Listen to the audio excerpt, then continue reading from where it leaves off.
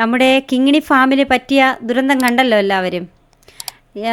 ഇന്നലെ പെയ്ത മഴയത്ത് ഇന്ന് വെളുപ്പാങ്കാലം ഒരു 5 മണി 5:30 ആയ സമയത്തായിരുന്നു പെട്ടെന്നൊരു മരം മുറിഞ്ഞ് നമ്മുടെ തൊഴുത്തിലോട്ട് വീണ്. പിള്ളേർ കറന്നുകൊണ്ടിരിക്കുമായിരുന്നു. പിള്ളേർ പറഞ്ഞ് കറന്നുകൊണ്ടിരിക്കുമായിരുന്നു. അന്നേരം ഈ ഒരു മരം മൂടോടെ മുറിഞ്ഞ് വീണ്. ഇത്രയും വലിയ പൊക്കത്തിലൊരു മരമാണ്. ഇത് ഞങ്ങളുടെ പറമ്പല്ല കേട്ടോ, ഇത് വേറെ ഒരാളുടെ പറമ്പാണ്. എന്ന് വെച്ചാൽ തമിഴ്നാട്ടിലുള്ള ആൾക്കാരുടെ വസ്തുവാണ്. ഞങ്ങളുടെ പുല്ലുമല്ല കേട്ടോ, ഞങ്ങൾ നട്ടിട്ടുള്ളതല്ല, ഇത് വേറൊരാൾ നട്ടിട്ടുള്ളതാണ്. അല്ല ഞങ്ങളുടെ സ്വന്തമായിരുന്നെങ്കിൽ ഞങ്ങളിതിനെയൊക്കെ വെട്ടിമുറിച്ച് കളയുമായിരുന്നു. പക്ഷെ നമുക്കതിനുള്ള അനുവാദമില്ല. അതാണ് ഇങ്ങനെ ആയിപ്പോയത്. അങ്ങനെ ആ മരം വീണു. പിന്നെ ഞങ്ങളുടെ ഒരു ഗർഭിണി പശു ഇവിടെ കിടക്കുന്ന സമയത്തായിരുന്നു മരം മുറിഞ്ഞ് ഇതിൻ്റെ മേൽക്കൂരയുടെ ഷീറ്റിൻ്റെ പുറത്തൂടെ വീണ ആ ശബ്ദം കേട്ട് വേറൊരു പശു, അടുത്ത് നിന്ന പശു പേടിച്ച് അത് ചാടി അതിൻ്റെ ഈ കണ്ടില്ലേ മടിയുടെ കാമ്പാണ്, കാമ്പിൻ്റെ മൊത്തം പോയി, അതങ്ങ് ഇതായിപ്പോയി. ഇനി ഇത് പ്രസവിക്കാൻ കുറച്ച് ദിവസങ്ങളേ ഉള്ളൂ, 9 മാസം തികഞ്ഞു. ഇനി എത്ര നാൾ പോകുമെന്നറിയില്ല. എന്നാലും പിന്നെ ഞങ്ങൾക്ക് ഭയങ്കര ഒരു നഷ്ടമായിപ്പോയി. ഇത് കണ്ടില്ലേ, ഈ മേൽക്കൂരയെല്ലാം പൊട്ടിപ്പോയി, ഇതെല്ലാം കമ്പിയെല്ലാം വളഞ്ഞു. ഇതിന് ഞങ്ങൾക്ക് ഒരുപാട് നഷ്ടം ഞങ്ങൾക്കത് ബാധകമല്ല. പക്ഷേ ഞങ്ങളുടെ പശു അത് ഞങ്ങൾക്ക് ഭയങ്കര ഒരു വിഷമമായിപ്പോയി. ഞങ്ങൾ പിന്നെ ഡോക്ടറെ വിളിച്ചു, ഡോക്ടർ വന്നു. ഇപ്പം ഡോക്ടർ നോക്കിയാണ്. അപ്പം ഡോക്ടറിനി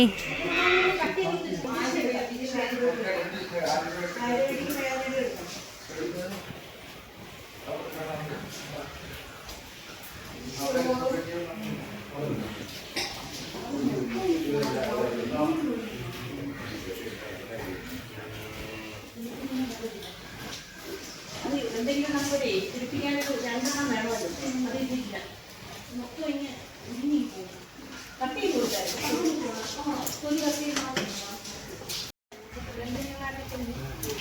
കൊടുക്കാം. ഇവരുടെ ആറുണ്ടല്ലോ, അവരുടെ കൂടെ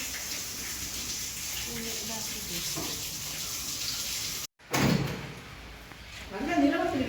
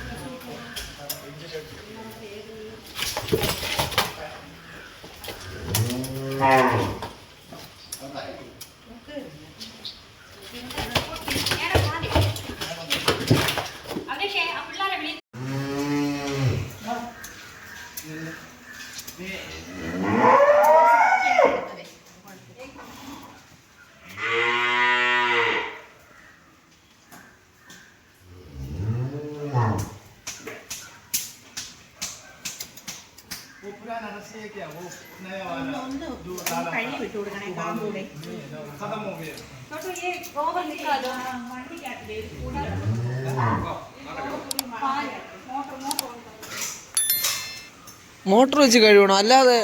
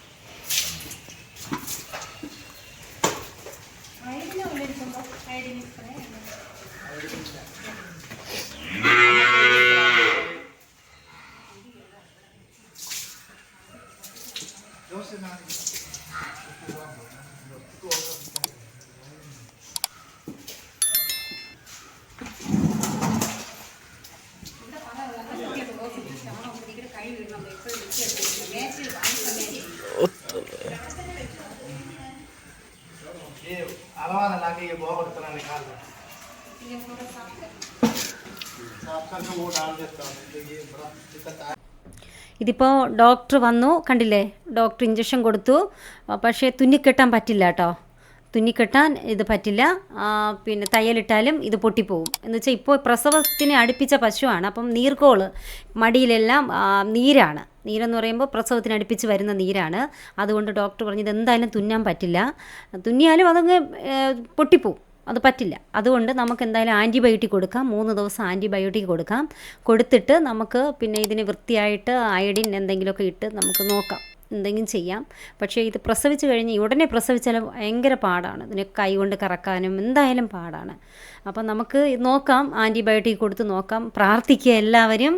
എൻ്റെ കിങ്ങിണി ഫാമിലെ ഇവളെ പേര് ശീതളാണ് കേട്ടോ, ഞങ്ങളുടെ ശീതളാണ്, ഞങ്ങൾ ഇവളെ ശീതള എന്നാണ് വിളിക്കുന്നത്. ഇവിടുത്തെ കുട്ടിയാണ്, ഇവിടെ പ്രസവിച്ച് 3 വർഷമായിട്ട് ഇവിടെ നിൽക്കുന്ന കുട്ടിയാണ് കേട്ടോ. ഓക്കേ.